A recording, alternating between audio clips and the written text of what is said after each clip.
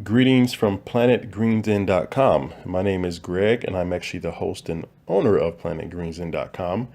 And if you don't know what planetgreenzen.com is, pretty much what I do is I try to serve the planet mentally, physically, spiritually, financially, and socially by presenting blogs and information and just having interviews with people just to open one's mind and help their paradigm. This week's focus is on mental power. And the name of this blog post is As You Thinketh, Shall It Cometh.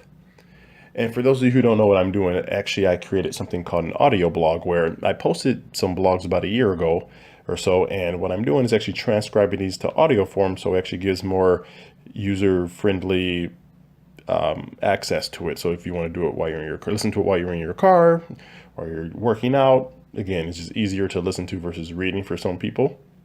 So again, this one is called As You Thinketh, Shall It Cometh. And I'm just going to read this verbatim from my blog. This may be hard for some to comprehend, but the only thing that makes human beings unique is one's mind. The rest you can find in a horse or a pig. The mind is a man's most powerful tool in the universe, and one can do such great things with it if one chooses to. A famous line from the movie Field of Dreams is, "If you build it, he will come." And this saying can be applied to all walks of life. I like to think of it as if you think it, it will come, where it can be anything your mind can conjure up. Something to think about. Conduct a test right now. Stand up if you're in a room or office and do a 360-degree turn around and observe everything around you. It's amazing.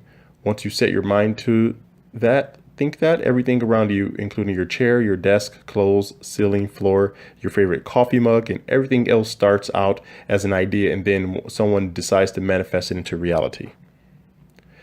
Think about when you were a young child or like a young kid. You were told to go do something creative and be a free thinker and think outside of the box with your ideas. You had so much fun, lots of energy, you were happy all day long, but as soon as you went to school, things kind of changed, didn't it? You were told to pay attention to the teacher and get punished, and you will get punished if you don't focus and stop being so ridiculous with our thoughts. And lastly, to snap out of it and live in the real world and get a job. Another question to ponder is, why is it that when you ask a kid a question about something and you only get a rational, quote unquote, rational thought or answer in your head, but the kid gives you an answer that is very clever and unique, and all we can say is, wow, I didn't even expect that to be the answer. Very creative. And just go about our day. I believe we should take a step back and ponder on why that is the case. We are forced to limit our imaginations in school and get so distracted with our modern technology and gossips around how technology and gossip shows that we forget to actually use our minds to think and create whatever it is that we seek out in life. We all have the power to create a life of significance and abundance, but only the very few, about 5% to be exact, are willing to fight for their freedom.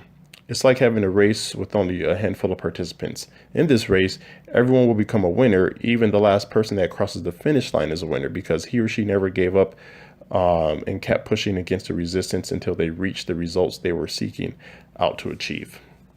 The 95% of the population that decide not to enter the race decide, therefore, not achieve a life of significance. How to achieve abundance. The secret to achieving abundance and significance is that there is no secret. The answer lies right in front of our eyes in plain sight.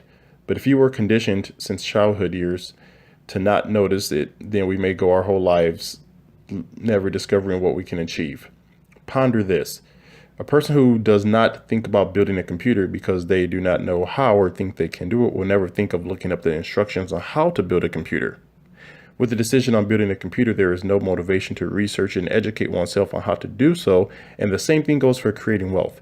If you never think about doing it, then you will never go out and learn how to do it. I leave you with these two questions to mull over while you sleep at night. What are you currently doing right now at this current moment in time to create financial independence for yourself? Second question, how much do you plan to be worth by the age of 65? So ponder those questions while you sleep, everyone. And this is Greg with planetgreenzen.com, and I hope you have a great day.